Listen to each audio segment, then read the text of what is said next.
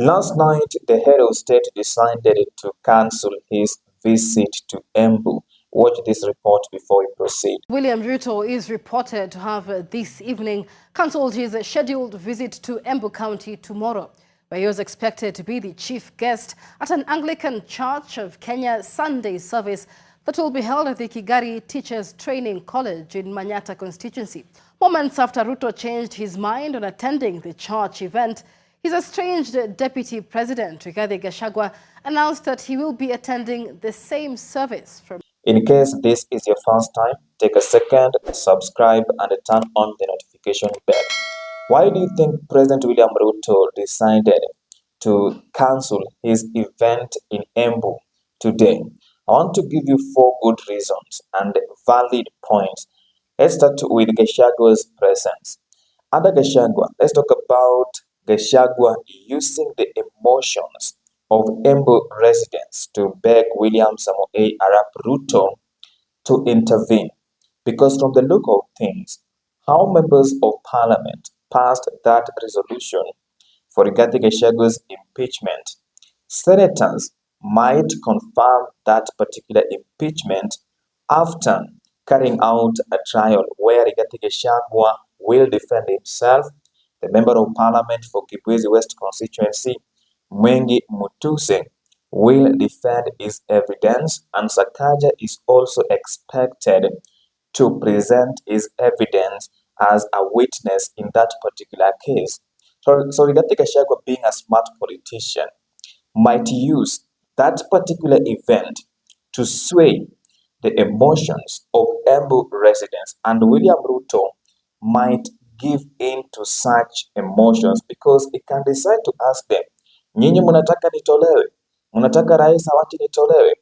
Then maybe if William Ruto gets an opportunity to speak, he can decide to use that emotions of those residents to intervene. Because even last week on Friday, lawyers, the legal team of Rigathi Gachagua, led by lawyer Paul Mwite, decided to write a letter to the Chief Justice of the Republic of Kenya, Martha Koome, telling her to form the 3-judge bench so as to intervene. Because from the look of things, senators might impeach Rigathi Gachagua because the reality on the ground, the president and Raila Odinga, they have got influence in the Senate. I'm not saying direct influence, but they can influence the outcome of that particular impeachment because it's just a one phone call that Raila Odinga can make to his senators and they will vote to impeach Rigathi Gachagua.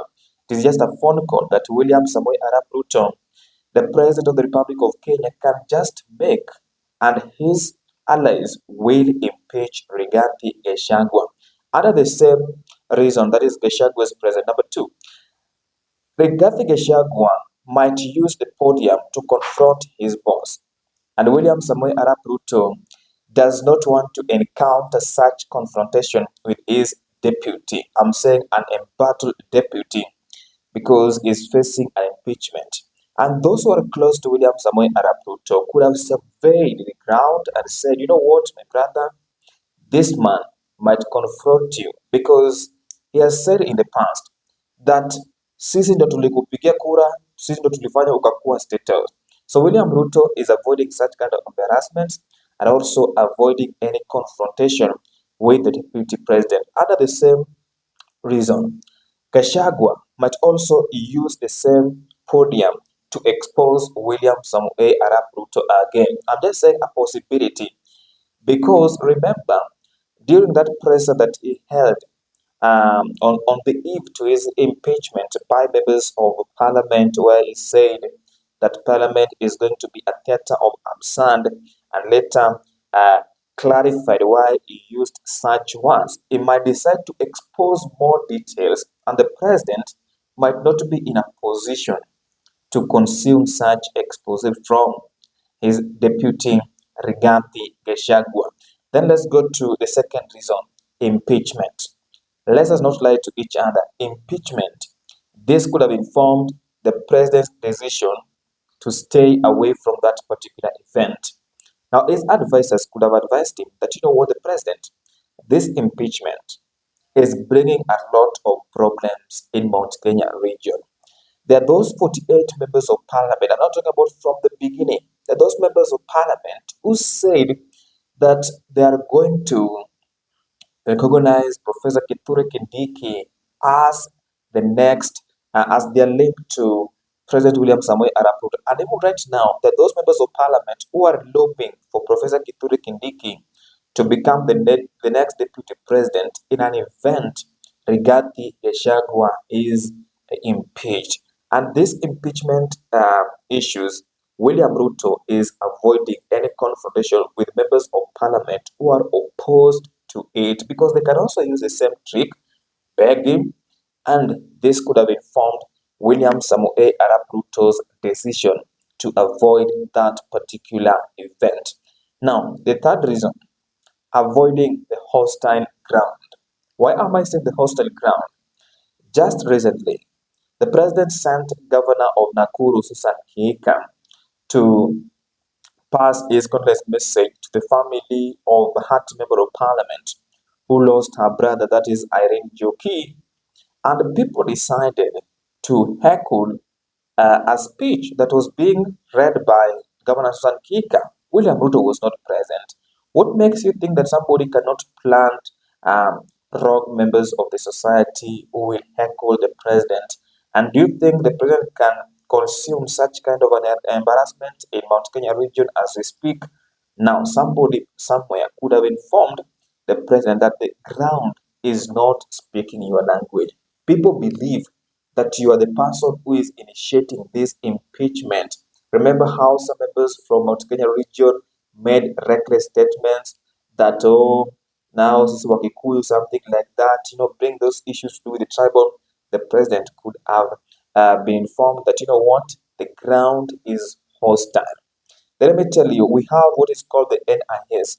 The NIS is always briefing the president on whatever is taking place on the ground. And the reality of the ground, he cannot go to such kind of an event without proper briefing from the NIS. And one of the reasons I have talked about the hostile ground, or maybe rogue members of the society can decide to even to stone the president, and William Ruto might not be in a position to encounter such kind of activities and also such kind of an embarrassment from Mount Kenya region. Then lastly, the president could be staying away from the public, especially going to many places, and this is just my opinion. His security. Remember when the member of parliament for Kibwezi West, for those who have been following politics, the member of parliament for Kibwezi West, after he moved that motion the first day, the member of parliament for Kikuyu, Kimani Ichung'wa, raised the security issue of the president. Farham Ali also raised that issue of the security. So maybe the president was avoiding such kind of issues that he was warned. Maybe somebody somewhere is planning to do something bad for President William Samoei Arap Ruto. Ladies and gentlemen, that is just my opinion. In case you have any counter opinion, feel free to share in the comment section, and I will be reading your feedback. Now, I promised at the end of my videos, I shall be carrying out civic education. Now, remember to register as a voter.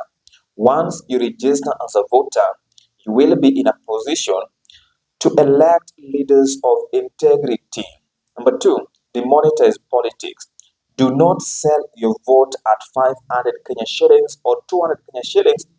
This man or this woman will steal public funds, and we shall be coming to elections every 5 years, but we're electing bad people. Bye for now. I will see you in the next video.